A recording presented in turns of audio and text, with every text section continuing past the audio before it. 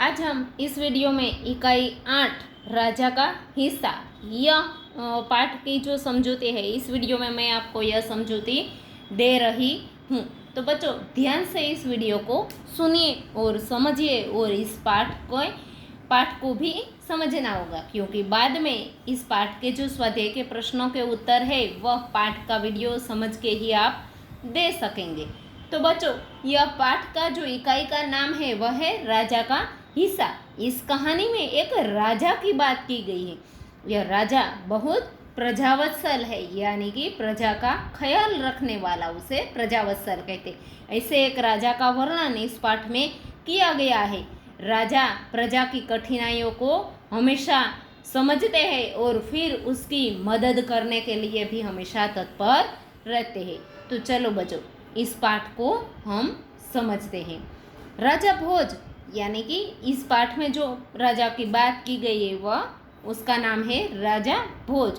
राजा भोज बड़े प्रजावत्सल थे। वे स्वयं राज्य में घूम घूम कर प्रजा की कठिनाइयों को देखा करते थे और उन्हें यथासंभव दूर भी किया करते थे। एक दिन राजा अपनी रानी के साथ रथ पर सवार होकर राज्य का भ्रमण कर रहे थे। वे राजधानी से बहुत दूर भी निकल गए, लेकिन उन्होंने देखा, क्या देखा? जो बच्चों कोई भी राज्य में जो राजा होता है वह कैसे राज्य की प्रजा की जो कठिनाइयाँ मुश्किलियाँ होती हैं उसका हल कैसे निकालते हैं। तो बच्चों वह कभी रात में या कभी वेशभूषा करके प्रजा राज्य में घूमते हैं। फिर राज्य की जो कठिनाइयाँ होती है, प्रजा की जो कठिनाइयाँ होती हैं उन्हें वह देखते हैं और फिर उसकी तरफ से जो प्रयास हो सकते हैं वह प्रयास वह करते हैं।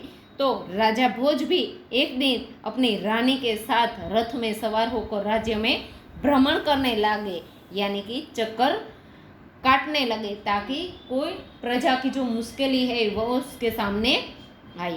फिर वह राजधानी से इस तरह से बहुत दूर निकल गए।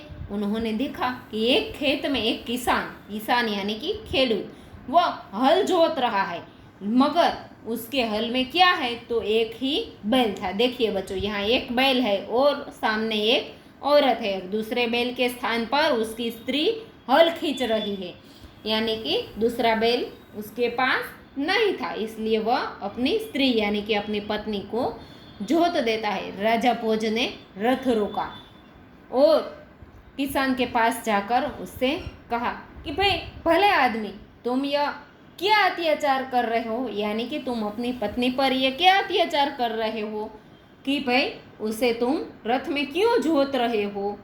भला कहीं स्त्री को भी हल में जोता जाता है? ऐसा राजा किसान से कहते हैं कि स्त्री को हल में जोतना नहीं चाहिए, क्योंकि यह उसका काम नहीं है। तो किसान कहता है कि मेरा एक बैल मर गया है। वो क्या कहता है बच्चों कि वह कहता है कि मेरा एक बैल मर गया, दूसरे बैल खरीदने के लिए मेरे पास कुछ पैसे भी नहीं है, और अगर खेत न जोता जाए यानी कि खेत में हल न लगाया जाए तो फिर मैं क्या खाऊंगा, मेरी पत्नी भी क्या खाएगी, बच्चे भी क्या खाएंगे।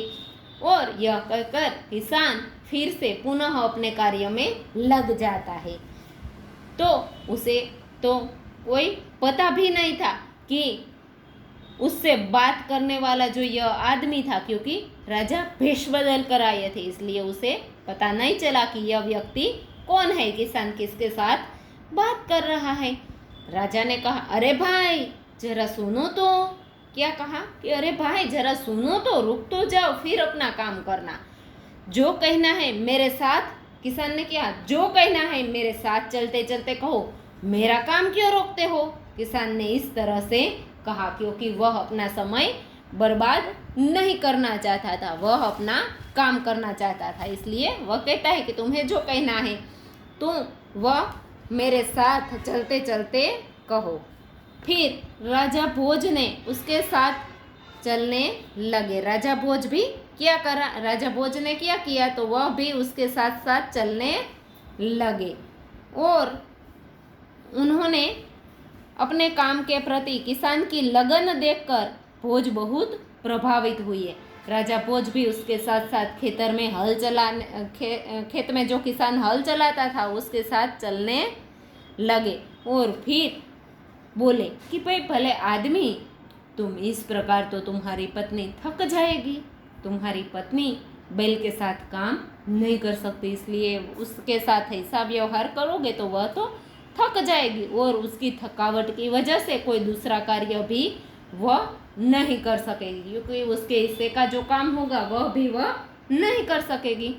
तो किसान बोला तो फिर तुम ही बताओ, अब मैं क्या करूं? इसके अलावा मेरे पास कोई रास्ता तो नहीं, तुम्हारे पास अगर इसका कोई हल है तो तुम मुझे कहो, ऐसा किसान कहता है।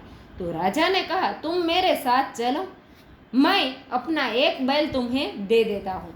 राजा ने इसका हल उसे बताया कि तुम मेरे साथ चलो तो मैं तुम्हें एक बैल देता हूँ, मगर किसान क्या कहता है, मगर इतनी देर मुझे काम रोकना पड़ेगा, तुम ही बैल ला दो। किसान बोला। किसान ने क्या कहा बच्चों, उसे मालूम नहीं था कि यही राजा है, इसलिए उसने तो कहा कि भाई मुझे काम रोकना पड़े यह मुझे पसंद नहीं है, अगर तुम मेरी प्रश्न का हल सोच सकते हो तो तुम ही बैल लाकर यहाँ मुझे दे दो। अच्छा ऐसा करो, तुम अपनी पत्नी को रथ के पास भेज दो, वह मेरी पत्नी से बैल ले आएगी, तब तक मैं तुम्हारे हल में जुतूंगा। राजा ने कहा। देखो बच्चों, राजा ने क्या कहा, उसने कहा कि ठीक है, तुम मेरे साथ नहीं आना चाहते तो कोई बात नहीं, लेकिन तुम्हारी पत्नी को जो सामने रथ में मेरी पत्नी बैठी है वहाँ भेजो और वह वहाँ से बैल ले आएगी, तब तक तुम्हारे हल में मैं जुत जाता हूँ, तुम्हारा काम भी नहीं रुकेगा और तुम्हें बैल भी मिल जाएगा। राजा उसे ऐसा हल बताते हैं। किसान इस बात पर बहुत राजी हो गया कि मुझे बैल भी मिल जाएगा और मेरा काम भी नहीं रुकेगा, तो उसने हाँ बोल दिया। फिर